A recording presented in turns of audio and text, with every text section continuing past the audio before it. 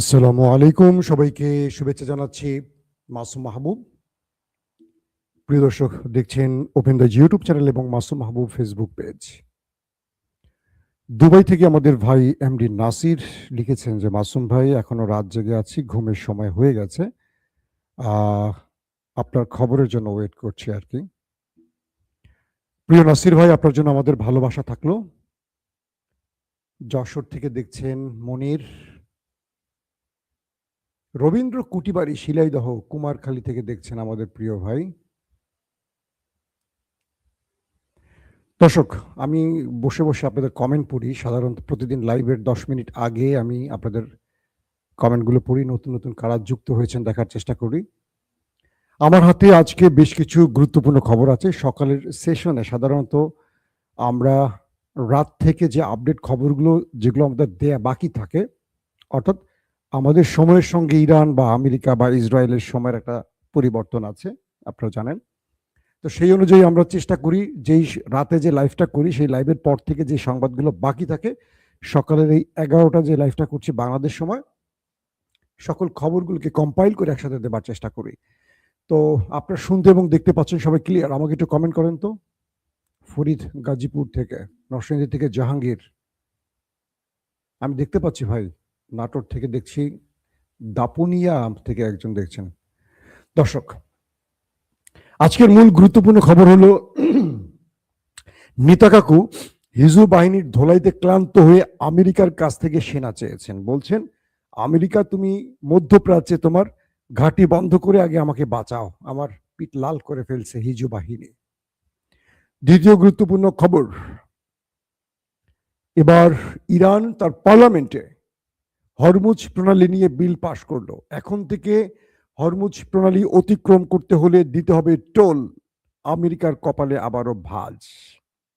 পাশাপাশি কুয়েতের ওয়াটার সেলিনেশনে যে হামলাটি হয়েছে, এই হামলার দায় অস্বীকার করলো ইরান, বলল এটি নেতাকাকু করেছে, অর্থাৎ তার দেশ করেছে। পাশাপাশি ইরান তার মিসাইল দিয়ে শত্রুকে কিভাবে ধোঁকা দিচ্ছে তার চমৎকার কিছু তথ্য আজকে আপনাদের জানাবো। পাশাপাশি রাশিয়া আমেরিকাকে আবারও বৃদ্ধাঙ্গুলি দেখালো। কি করলো রাশিয়া? দর্শক, সৌদির পাইপলাইনেও হামলার ঘটনা ঘটেছে। কারা এই হামলাটি করেছে সেই বিষয়টিও তথ্য আসতে শুরু করেছে। পাশাপাশি মার্কিন যুক্তরাষ্ট্রের পার্লামেন্টে আলোচনায় যুদ্ধের খরচ নিয়ে যে প্রশ্ন উঠেছিল, সেখানে এমন তথ্য দেয়া হয়েছে যেটা আরবের জন্য টেনশনের কারণ হয়ে গেছে। চলেন আপনাদেরকে একটা একটা করে খবর দেই, আরো অনেক খবর থাকবে, আমি কয়েকটা উল্লেখযোগ্য অংশ শুধু বললাম। হিজবু বাহিনী লেবাননে যে প্রতিরোধ গড়ে তুলছে, এটা কল্পনা করেননি নেতা কাকু।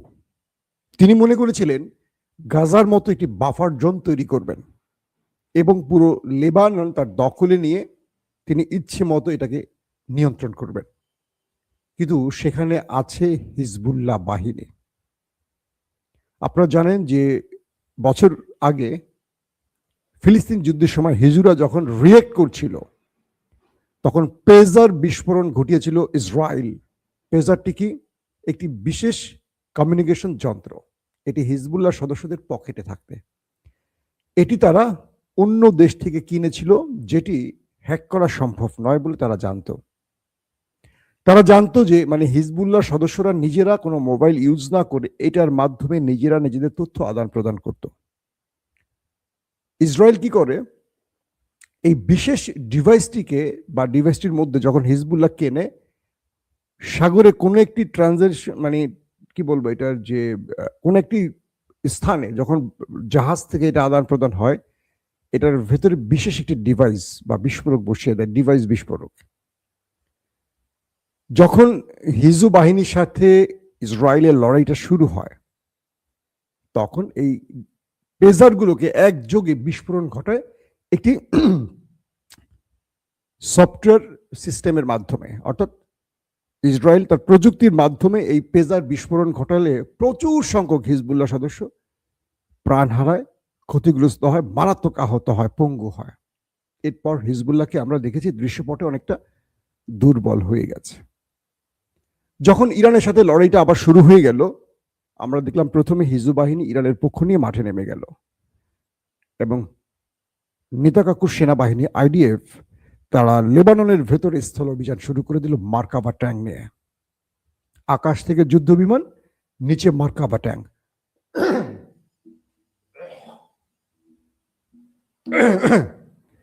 এই পরিস্থিতিতে লেবানন তাদেরকে শক্ত প্রতিরোধ গড়ে তুলেছে। চারদিক থেকে ঘিরে প্রচুর সংখ্যক নেতা কাকুর সেনাকে ওপারে পাঠিয়েছে। বলা হচ্ছে এই পর্যন্ত 4 থেকে 500 আইডিএফ বিনা টিকিটে চলে গেছে। 124-এর উপরে মার্কাভা ট্যাঙ্ক ধ্বংস করা হয়েছে। গতকালকের ফুটেজে দেখলাম এবং রাতের যে ফুটেজ, আজকের লেটেস্ট যে খবরটি, সেখানে দেখলাম ওদের মার্কাভার বেশ কয়েকটি ট্যাঙ্ক হিট করে জ্বালিয়ে দিয়েছে হিজবুল বাহিনী। তারপর সেই ট্যাঙ্কের ভেতরে যারা ছিল আইডিএফ সেনা, তাদেরকে ধরে নিয়ে আসছে তারা, এবং বলা হচ্ছে বেশ কজনকে ওপারে পাঠিয়ে দিয়েছে। একদম ট্যাঙ্ক শুদ্ধ পুরে ওপারে চলে গেছে। এই ম্যাসিভ আকারে প্রতিরোধ ওরা কল্পনা করেনি। ওরা এসছিল, ওরা মনে করেছিল যে হিজবুল্লাহ দুর্বল হয়ে গেছে, এই সুযোগটি আমরা কাজে লাগাবো। কিন্তু ভিতরে যে হিজবুল্লাহ এত সংগঠিত হয়েছে, তাদের কাছে এন্টি ট্যাঙ্ক মিসাইল যে আছে এবং সেগুলো মার্কাভার মতো দানবীয় প্রযুক্তিশীল বা কি বলবো ট্যাঙ্কে এভাবে ধ্বংস করবে কল্পনা করেনি। বিলিয়ন বিলিয়ন ডলারের ক্ষতি করে ফেলেছে নেতা কাকুর হিজবুল বাহিনী। বলা হচ্ছে এই লড়াইতে তাদের সেনারা, প্রথমে বলা হয়েছে যে 30% সেনা এই যুদ্ধে আসতে রাজি না। তারা হিজুর ভয়ে আসতে চায় নাই। তারা বলছে প্রয়োজনে চাকরি ছেড়ে দেব, আমরা লড়াইতে যাব না। আজকের লেটেস্ট আপডেট হলো নেতা কাকুর সেনাদের মধ্যে 50% যুদ্ধে আসেনি। মিস্টার নেতা কাকু বলছেন আমেরিকাকে যে তুমি মধ্যপ্রাচ্যে তোমার ঘাঁটি ক্লোজ করে দিয়ে তুমি আগে আমাকে বাঁচাতে আসো।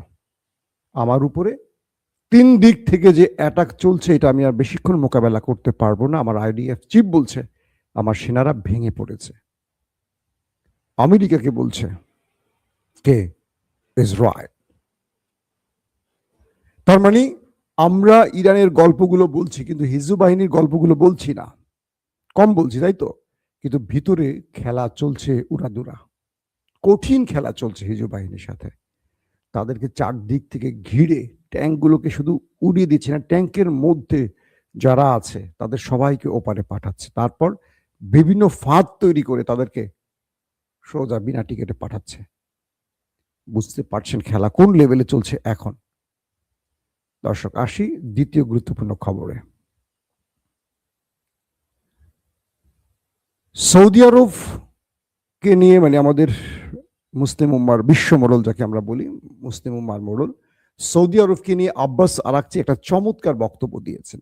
ইরানের পররাষ্ট্রমন্ত্রী আব্বাস আরাকচি, তিনি বলেছেন সৌদি আরব আমাদের বন্ধু রাষ্ট্র, সালমান প্রশাসন আমাদের পরম আত্মীয়, পরম স্বজন, আমাদের বন্ধু। মোহাম্মদ বিন সালমান তরুণ। ইরান তার প্রত্যেকটি কাজের, পজিটিভ কাজগুলোকে প্রশংসা করে। পৃথিবীর বিভিন্ন গণমাধ্যম যা কিছুই বলুক, ইরান সৌদি আরবের কল্যাণকামী। কে বলছে? ইরানের পররাষ্ট্রমন্ত্রী আব্বাস আরাকচি। হঠাৎ গরম ঠান্ডায় শরীর খারাপ হচ্ছে আস্তে আস্তে, আল্লাহ জানে, গলা বসে যাওয়ার দিকে যাচ্ছে। আব্বাস আরাকচি বলছেন যে আমরা সৌদিকে আমাদের বন্ধু হিসেবেই দেখি এবং সৌদির প্রতি আমাদের ভালোবাসা অসীম, এবং আমরা সৌদির কাছ থেকে দায়িত্বশীল আচরণ আশা করি। তিনি বলছেন আমি আমার আরবের বন্ধুদের বলছি। কে বলছেন? ইরানের পররাষ্ট্রমন্ত্রী আব্বাস আরাকচি। আমি আমার আরবের বন্ধুদের বলছি, আমরা যাদের সাথে লড়াই করছি তারা আরবেরও শত্রু। আরবরা আজ বুঝুক বা দুদিন পরে বুঝুক, মনে রাখতে হবে আরবকে ওরা আমাদেরও শত্রু, শুধু নয় তোমাদেরও শত্রু। তোমরা শুধু চেয়ে দেখো, আরব যখন আক্রান্ত হচ্ছে, আরবকে রক্ষায় ওরা কাজ করছে না, ওরা রক্ষা করছে ওই একটি দেশকেই, আব্বাস আরাকচি বলছেন আরবের বন্ধুদের যে তোমাদের দেশের ভেতরে ফলস ফ্ল্যাগ অপারেশন করে আমাদের সাথে তোমাদেরকে লাগিয়ে দেওয়ার চেষ্টা করা হচ্ছে। আব্বাস আরাকচি বলছেন তোমাদের দেশে প্রিন্স সুলতান বিমান ঘাঁটিতে ইরান অ্যাটাক করে ওদের বিমানকে যখন ধ্বংস করেছে ওরা শুধু চেয়ে চেয়ে দেখেছে, আর তোমরা এদেরকে রেখেছো তোমাদের নিরাপত্তার জন্য। আমি আরবকে বলবো, বিশেষ করে সৌদি কথা বলছেন, সালমান প্রশাসনকে বলবো, ঘুম থেকে জেগে ওঠো, কারণ আজ হোক কাল হোক ওরা তোমাদের শত্রু হবে। তোমাদের শত্রু আমাদের শত্রু এক, অভিন্ন। আব্বাস আরাকচির এই বক্তব্যটি অসাধারণ ছিল। পাশাপাশি ইরান নিয়ে পাকিস্তান যে বক্তব্য দিচ্ছে যে পাকিস্তান আমেরিকার সাথে দুতিয়ালি করছে বা নেপথ্যে কথা বলছে, ইরান বলছে যে আমরা পাকিস্তানকে ইরানের সাথে আলোচনার জন্য, মানে পাকিস্তানকে আমেরিকার সাথে আলোচনার জন্য কোনো সিগন্যাল দেয়নি এবং পাকিস্তানকে মধ্যস্থতাকারী হিসেবে বিবেচনাও করছি না। পাকিস্তান আমাদের কিছু প্রস্তাব তুলে ধরেছে, আমরা পাকিস্তানকে বলেছি আমরা এখন যুদ্ধের মাঠে আছি, আমাদের আলোচনার বিষয়বস্তু আমরাই জানিয়ে দেব, কোনো মধ্যস্থতাকারী এই মুহূর্তে আমাদের লাগবে না। তবে পাকিস্তান আমাদের বন্ধু রাষ্ট্র, তাদের আমাদের প্রতি তাদের যে ভালোবাসা এটাকে আমরা গ্রহণ করছি। কারণ সাম্প্রতিক জরিপ হয়েছে ইরানের প্রতি সবচেয়ে বেশি, ইরানের পক্ষে কারা দাঁড়িয়েছে পৃথিবীর কোন দেশগুলো, কোন দেশের সমর্থন বেশি? 82% সমর্থন আসছে পাকিস্তানের জনগণের। আসিম মনি টেনশনে পড়ে গেছেন, কারণ আমেরিকার চাপে পাকিস্তানকে ইরানের বিরুদ্ধে যুদ্ধ করতে হলে পুরো পাকিস্তানের কওমের সাথে, জাতির সাথে যুদ্ধ করতে হবে। আসিম মনিরকে 82% জনগণ ইরানের পক্ষে দাঁড়িয়েছে, তুরস্কেরও এবং আরবের অধিকাংশ জনগণ ইরানের পক্ষে। বুঝতে পারছেন বিষয়টা? মার্কিন প্রশাসনের বা পার্লামেন্টে একটি প্রশ্ন উঠেছে, আমেরিকা যে যুদ্ধ করছে ট্রিলিয়ন ডলার খরচ করে, এই যুদ্ধের খরচ কারা দেবে? মার্কিন প্রশাসন বলছে এই যুদ্ধের খরচ আরবরা দেবে। বাহ, কি চমৎকার কথা! একদিকে আরব ক্ষতিগ্রস্ত হচ্ছে, তাদের পাওয়ার প্ল্যান্ট, তাদের ওয়াটার রিফাইনিং, তাদের তেলকূপ সব ধ্বংস হচ্ছে। আরবের ঘাঁটি গেড়ে আমেরিকা ইরানের মাধ্যমে যে অ্যাটাকগুলো আরবে নিয়ে আরবকে ধ্বংস করছে, তার জন্য এই ক্ষতিপূরণ আরবকে দিতে হবে। লাভ হচ্ছে কার? ইসরায়েলের। আমেরিকা লড়ছে কার জন্য? ইসরায়েলের জন্য। কিন্তু ক্ষতিপূরণ দিতে হবে আরবকে। মাশাল্লাহ, বলেন মাশাল্লাহ। আরবরা ঘুম ভাঙাও তোমাদের। জুব্বা পরে, পায়জামা সারা জুব্বা পরে তোমরা দৌড় মারো এখন মরুভূমির মধ্যে।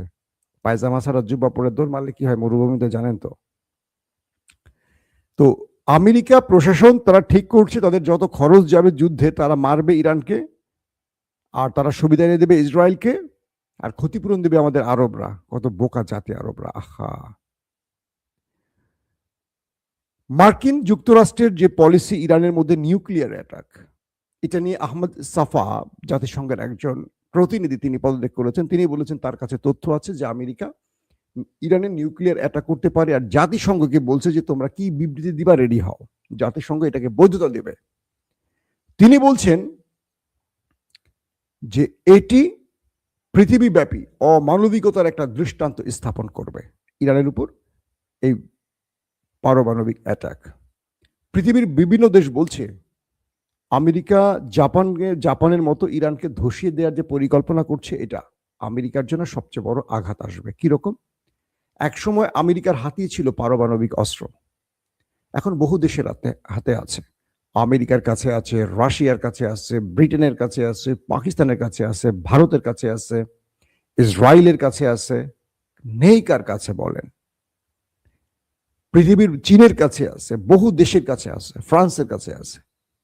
তো বলা হচ্ছে আমেরিকা যদি এই সময় 2026-এ এসে নিউক্লিয়ার অ্যাটাক করে, তাহলে মনে রাখতে হবে ইরানের মিত্ররা হোক বা ইরান হোক, যে কোনো ভাবেই হোক, এই নিউক্লিয়ার অ্যাটাক আগামী পৃথিবীকে ধ্বংস করে ফেলবে।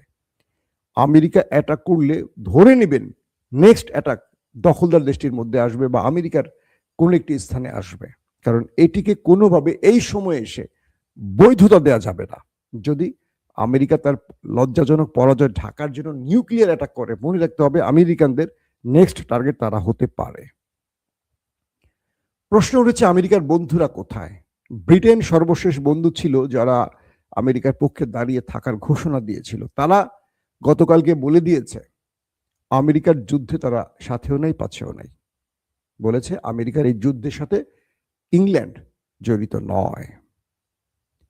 একদিকে আমেরিকার বন্ধুরা কেটে পড়ছে সব।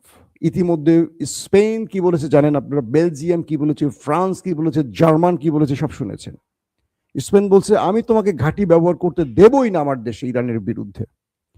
আর জার্মানের বিরোধী দল থেকে আজকে ঘোষণা এসছে জার্মানে যে মার্কিন ঘাঁটি আছে, জার্মান সরকারের উপর বিরোধী দল চাপ সৃষ্টি করছে যে তোমরা আমেরিকার ঘাঁটি মানে বন্ধ করে তাদেরকে এই দেশ থেকে তাড়িয়ে দাও।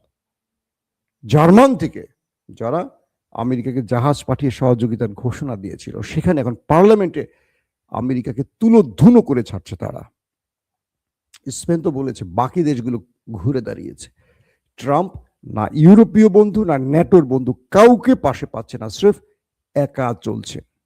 এই মুহূর্তে পুরো আমেরিকা পৃথিবীতে মানে ন্যাটো সৃষ্টির পর আমেরিকা নিজেকে এতটা নিঃস্ব এতটা নিঃসঙ্গ ভাবতে পারেনি। ইরানে আক্রমণ করে আমেরিকা এত বড় মাসুল দিচ্ছে। আর তাই 50,000 সেনা নিয়ে আমেরিকা এখন ইরানে স্থল অভিযানের পরিকল্পনা করছে, খার্গ আইল্যান্ড দখলের প্ল্যান করছে। বুঝতে পারছেন এই লড়াইতে ইরান পৃথিবীতে ওয়ার্ল্ড অর্ডার কিভাবে ভেঙে দিয়েছে, ইরান কিভাবে পৃথিবীর সমর্থন আদায় করে নিয়েছে। আমেরিকার পক্ষে দাঁড়াচ্ছে না মানে তো ইরানের পক্ষে সমর্থন তৈরি হয়ে গেছে। পুরো ইউরোপ তেল গ্যাসের সংকটে পড়ে গেছে। লকডাউন আসতেছে পৃথিবীতে, দেখেন না কয়েকদিন আর কিছুদিন যুদ্ধ চলে পুরো পৃথিবীতে লকডাউন চলে আসবে। ইসরায়েলের ভেতরে কি হচ্ছে এই তথ্যগুলি পাওয়া খুব মুশকিল হয়ে যাচ্ছে, গণমাধ্যমগুলো সঠিক তথ্য দিচ্ছে না। ইরানের হ্যাকাররা ইসরায়েলের ভেতরে তাদের সিসিটিভি ক্যামেরাগুলো হ্যাক করে ফেলেছে। কয়েক শত সিসিটিভি ক্যামেরা হ্যাক করেছে ইরানের হ্যাকাররা। তারা হ্যাক করে সেখান থেকে তাদের সিসিটিভিতে যে অ্যাটাকের ভিডিওগুলো সেগুলোকে সব আর্কাইভ করেছে। ইরান শীঘ্রই এগুলো পৃথিবীকে দেখাবে যে কি করেছে ভিতরে আমরা দেখো। তার মানে ওদের গণমাধ্যম যা দেখাচ্ছিল না, ওদের সিসিটিভির ক্যামেরার হ্যাক করে ইরানের হ্যাকাররা সেখান থেকে সকল ভিডিও হাতিয়ে নিয়ে এগুলো সব এক করতেছে এখন ইরান। এগুলো তারা দেখাবে। ইরানের পার্লামেন্টে পাশ হয়ে গেছে হরমুজ প্রণালীতে টোল আদায়ের বিষয়টি। অর্থাৎ হরমুজ প্রণালী দিয়ে এখন যে জাহাজগুলো আসা যাওয়া করবে তাদেরকে নির্ধারিত ফি দিতে হবে ইরানকে। এটি ইরানের দুর্দান্ত একটি চাল আমেরিকার উপর। আমি মনে করি এখন আর কিচ্ছু করতে পারবে না আমেরিকা। ঠিক আছে, আমি জাহাজ ছেড়ে দেব, জাহাজ যাও, আমাকে টোল দিয়ে যাও। ইরানের এখন মাল কামাই হবে। সব দেশ কিন্তু তার সমুদ্র সীমা নদী সীমা ব্যবহার করলে টোল আদায় করে। তো ইরানের জন্য আরেকটি গুরুত্বপূর্ণ খবর, ইরান শত্রুকে ঘায়েল করার জন্য আরেকটা কৌশল অবলম্বন করছে। তারা প্রচুর সংখ্যক ফেক মিসাইল বানিয়েছে। ফেক মিসাইল, ভিতরে বারুদ থাকবে না, রকেট সিস্টেমের বারুদ থাকবে না। প্রশ্ন করবেন তাহলে বারুদ থাকবে না, এই মিসাইল দিয়ে কি করবে? ইরান এখন যে খেলাটা খেলছে তার যুদ্ধ কৌশল মানে পুরো পৃথিবীর যুদ্ধ কৌশল ইরান পরিবর্তন করে দিচ্ছে। আমেরিকা তো এতদিন সবাইকে আক্রমণ করে যেত, কখনো আক্রান্ত হওয়ার মানে কেউ আমেরিকায় আক্রমণ করার সাহস করতো না। এবার ইরান তাদেরকে উত্তম মাধ্যম দিয়ে প্রমাণ করে দিয়েছে যে ওদের মার খাওয়ার সময় এসে গেছে। কি হলো, ইরান প্রচুর সংখ্যক ফেক মিসাইল বানাচ্ছে। এগুলো আকাশের শত্রুকে টার্গেট করে উড়ে যায়, সময় করে যায়। আর শত্রুপক্ষ তখন কি করে, তার মূল্যবান ইন্টারসেপ্টরগুলো মিসাইলগুলো এন্ট্রি মিসাইলগুলো মারে। ধরেন 50,000 টাকা বা 1 লক্ষ টাকা, ধরেন 50,000 টাকা দিয়ে একটা ফেক মিসাইল মারে, ওইটাকে 40 লক্ষ টাকার মিসাইল দিয়ে ইন্টারসেপ্ট করতে হয়। 50 লক্ষ টাকার মিসাইল দিয়ে ইন্টারসেপ্ট করতে হয়। অর্থাৎ ইরান ওদের ইন্টারসেপ্টর বা মিসাইল শেষ করার জন্য হাজার হাজার ফেক মিসাইলগুলো এখন মারে। এই ফেক মিসাইলগুলো মারে, ধরেন 50টা ফেক মিসাইল মারে, 50টা মারলে ওদের মোটামুটি ধরেন 4টা 4 বা 5 দিয়ে গুণ করেন, একটা মিসাইলকে ইন্টারসেপ্টের জন্য 4টা বা 5টা মিসাইল মারে। তো ওরা শত শত মিসাইল যখন মারে, এরপরে ইরান করে কি 10টা আসল মিসাইল মারে। আগে ছিল পুরনো আমলের মিসাইল যেগুলো হিট করলে ক্ষতিগ্রস্ত হতো, হিট না করলে নাই। কিন্তু এখন তারা ফেক মিসাইল মারা শুরু করছে। এতে দুটো খেলা খেলে, এক শত্রু যখন বুঝবে যে এগুলো ফেক মিসাইল, তখন ইন্টারসেপ্ট বন্ধ করে দেবে, তাই তো? তখন ইরান কি করবে? আসল মিসাইলগুলো মারবে। তখন শত্রু দেবে, আয় হ্যাঁ, এটা আবার কি হইলো? অর্থাৎ ইন্টারসেপ্ট তো জানে না, মানে প্রতিরক্ষা ব্যবস্থা তো জানে না এটার মধ্যে বারুদ আছে কি নাই। ওদের কাজ শত্রুর মিসাইল বা ড্রোন ওদের সীমান্তে বা আকাশে ঢুকলে ওরা ইন্টারসেপ্ট করবে। ওদের সফটওয়্যার হলো এরকম। এই ফাঁদে ফেলে এখন শত্রুর সাথে একটা মজার খেলা খেলছে ইরান, দুর্দান্ত খেলা খেলছে। রাশিয়া একটা ভালো সিদ্ধান্ত নিয়েছে, আমেরিকা কিউবার নিষেধাজ্ঞা দিয়ে সব তেল বন্ধ করে দিয়েছে। কিউবাতে এখন এমন অবস্থা হয়েছে, স্কুল কলেজ হাসপাতালগুলো প্রায় বন্ধ হয়ে যাচ্ছে, তাদের হাসপাতালে জেনারেটর পর্যন্ত চলতে পারছে না তেলের সংকটে। রাশিয়া এক বিশাল ট্যাঙ্কার জাহাজ কিউবার উদ্দেশ্যে পাঠিয়েছে মানবিক কারণে, যাতে করে কিউবা তার হাসপাতাল বা জরুরি সেবাগুলো চালু করতে পারে। এটা নিঃসন্দেহে রাশিয়ার একটা মানবিক কাজ, এবং আমেরিকাকে বৃদ্ধাঙ্গুলি দেখিয়ে কিউবাকে আবার সচল করার চেষ্টা করছে মিস্টার ভ্লাদিমির পুতিন। যে জাহাজটি পাঠিয়েছে সেখানে তিনি সেনা সহ পাঠিয়েছে, যাতে কেউ আক্রমণ না করে। দর্শক, আজকের মতো বিদায় নিচ্ছি। ইনশাআল্লাহ আজ বিকেল অথবা সন্ধ্যা রাতের দিকে, সন্ধ্যা রাত বুঝছেন তো, মাগরিবের পরপর আমরা আবার লাইভে আসার চেষ্টা করব। আর পরবর্তী লাইভটি হবে রাত 11টা থেকে 12টার মধ্যে। আজকের মতো বিদায় নিচ্ছি। প্রত্যেকে ভালো থাকবে।